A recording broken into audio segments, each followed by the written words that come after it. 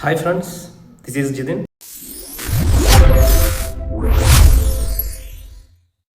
Hi, നമസ്കാരം എല്ലാവർക്കും.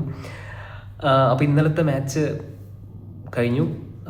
Sanju V Samson 8 പന്തിൽ 22 റൺസാണ് ഇന്നലെ എടുത്തത്. ഈ പ്രകടനത്തിൽ ഞാൻ സംതൃപ്തനാണോ എന്ന് ചോദിച്ചാൽ കുഴപ്പമില്ല. കാരണം എന്ന് വെച്ചാൽ ആൾ ഒട്ടും ഫോമിലായിരുന്നു.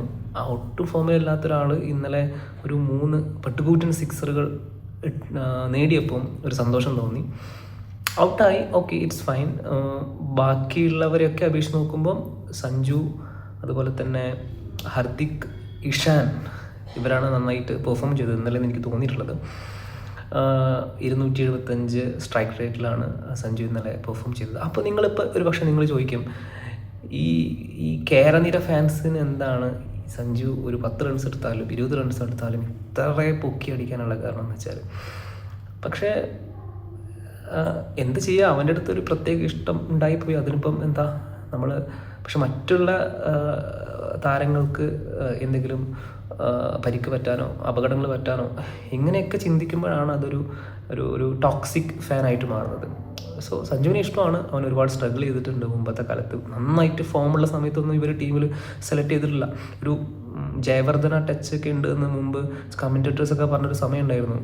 അവൻ്റെ ഒരു 18 വയസ്സ് 20 വയസ്സ് സമയത്ത് ഒരുപാട് നല്ല നല്ല പെർഫോമൻസ് ഉണ്ടായിരുന്നു IPL. ഫുൾ അവൻ കളിച്ചിട്ടുണ്ടായിരുന്നത് നല്ല ഗ്രൗണ്ട് ഷോട്ട്സ് അവൻ നന്നായിട്ട് കളിച്ചിട്ടുണ്ടായിരുന്ന സമയത്ത്. പിന്നെ അവൻ്റെ ഏജ് 30 ആയി. ആ സമയത്താണ് അവന് ഗൗതം ഗംഭീറിൽ വന്നതിന് ശേഷം കൺസിസ്റ്റൻ്റ് ആയിട്ട് അവന് അവസരങ്ങൾ കിട്ടുന്നതും അവൻ അതിൽ പെർഫോം ചെയ്യുന്നതും ഇപ്പോഴാണ്. ഒരു 3 ലാസ്റ്റ് ഉള്ള 2024 ഒരു 3 സെഞ്ചുറി നേടി. സോ അവന് കൺസിസ്റ്റൻ്റ് ആയിട്ട് അവസരം കൊടുത്തത് ഇപ്പം ഈ അടുത്ത കാലത്താണ്. ഇപ്പം അവൻ ഫോം ഔട്ടാണ്. അപ്പം തീർച്ചയായിട്ടും അവനോടൊരു പ്രത്യേക ഇഷ്ടം ഉണ്ടായിരിക്കും. സോ അതിലിപ്പം നമ്മൾ ആരെയും കുറ്റം പറയാനോ ഒന്നും നമുക്ക് പറ്റത്തില്ല. പക്ഷെ അവന്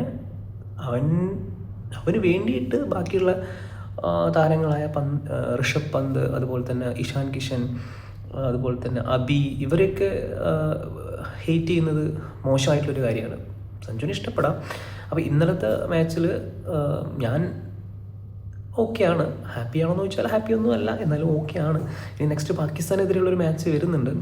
അബിക്ക് ചാൻസ് ഉണ്ടാവില്ല എന്നാണ് പറയുന്നത് സൂര്യ. സോ മേ ബി സഞ്ജു ആ മാച്ചിലുണ്ടായിരിക്കും. ചിലപ്പോൾ ആ മാച്ചായിരിക്കും സഞ്ജുവിൻ്റെ എല്ലാ ഹെയ്റ്റും പോയിട്ട് നന്നായിട്ട് ഒരു പെർഫോം ചെയ്യുന്ന ഒരു മാച്ചായിട്ട് മാറുന്നത്.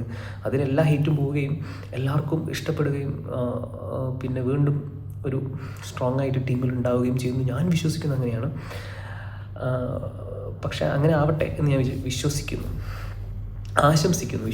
ആശംസിക്കുന്നു.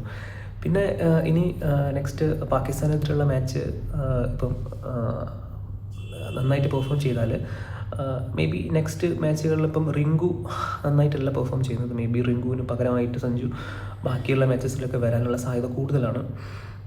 പിന്നെ ഇതിപ്പോൾ നമ്മളിപ്പം ഒരു ഓൺലൈൻ കോച്ച് ആവേണ്ട ആവശ്യമൊന്നുമില്ല. സഞ്ജുവിന് അറിയാം, സഞ്ജു ടീമിൽ നിലനിൽക്കണമെങ്കിൽ സഞ്ജു പെർഫോം ചെയ്യണമെന്ന് സഞ്ജുവിന് നന്നായിട്ട് അറിയാം.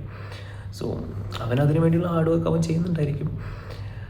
പിന്നെ ദൈവാനുഗ്രഹം അവന് ഉണ്ടാവട്ടെ എന്ന് ഞാൻ വിശ്വസിക്കുന്നു. ഞാനൊരു പ്രഡിക്ഷൻ ഉണ്ടായിരുന്നു എനിക്ക്, സഞ്ജു ഇന്ത്യൻ ടീമിൻ്റെ ക്യാപ്റ്റൻ ആകും എന്നുള്ളൊരു പ്രഡിക്ഷൻ ഞാൻ മുമ്പ് നടത്തിയിരുന്നു.